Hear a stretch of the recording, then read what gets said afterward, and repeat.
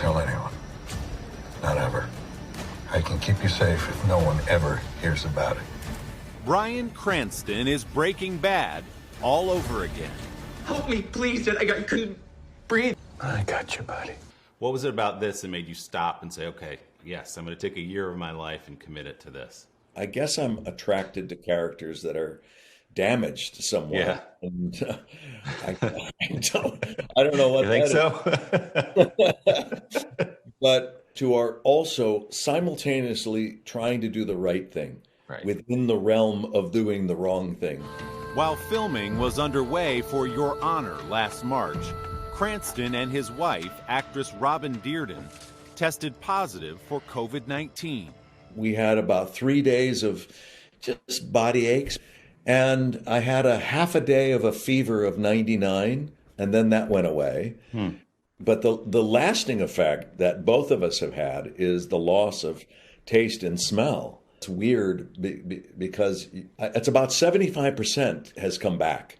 Well, I'm glad you're feeling better. You and your buddy Tom Hanks sort of talked each other through it a little bit because you were some of the earliest, most public people to have it. What did he tell you about it? Yeah, we were talking to Tom and Rita, and they had it just about the same time. And after a while, he said he's donating his plasma at UCLA Medical Center. So I called and started donating plasma as well. And here I am at UCLA Donation Center. How's your aim, Ron? All right, I guess. You know, after a while, the strength of your antibodies in the plasma weakens. And, you know, not that it's a competition or anything, but I said, you know, how many times was Tom's able to donate plasma, you know, from his antibodies? They said he came in a couple times. I said, oh, only 2. I did 4, but, you know, it's not a competition. Cranston and those powerful antibodies may have recovered quickly, but it would be 7 months before production on Your Honor could resume with strict protocols. We wore shields that clipped around your neck that go up.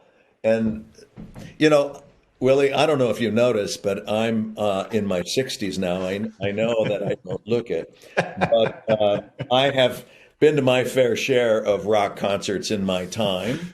And I am positive that I've lost some hearing. Now, where everybody wearing shields or masks, I'm constantly saying, I'm sorry, I don't know. And I'm like, oh my God. As I look at the way your sort of projects roll out, do you look at, okay, I'm going to go to Broadway, then I want to do a movie, or I'm going to write my memoir, and now it's time for a series? Are you looking for particular things at particular times? When Breaking Bad finished after 6 years, and very proud of the show, but in some regard, I needed to move away from that character. So I just imposed a 3-year moratorium on doing television. And so I did theater and I did a couple films. So it doesn't matter to me if it's for the family, if it's for adults only, if it's television. It's all about the storytelling. You mentioned Breaking Bad. Are you surprised at the way it persists as this cultural force? I think the story was something that caught people by surprise. This is art, Mr. White. Actually, it's just basic chemistry, but thank you, Jesse. It got under their skin. They related to a man who was struggling. They sympathized with him because he was a good guy and just kind of got beaten down by the system. It changed my career, and so I owe everything to that experience. Obviously, it will be the first line of my obituary. When you do Life's Well Lived, you're going to say, known for... You all know exactly who I am. Heisenberg. Last year, Cranston and his Breaking Bad co-star Aaron Paul teamed up in real life to produce a slightly more tame concoction, Dos Hombres Mezcal. Most people don't realize it, but a tequila is a mezcal, but a mezcal is not a tequila. I did not realize that. And so where did this idea come from for you guys? About 3 years after the end of Breaking Bad's production, we were in a sushi restaurant in New York City. And For you guys. About 3 years after the end of Breaking Bad's production, we were in a sushi restaurant in New York City. And we were lamenting about the fact that, we just don't get a chance to see each other that much anymore. And then Aaron said, "What about the mezcal business?" And I went, "Are you out of your mind? What do we know about that?" And we soon learned we didn't know that much. Another unexpected turn in a career and a life Cranston never takes for granted. I know you're a guy who has gratitude.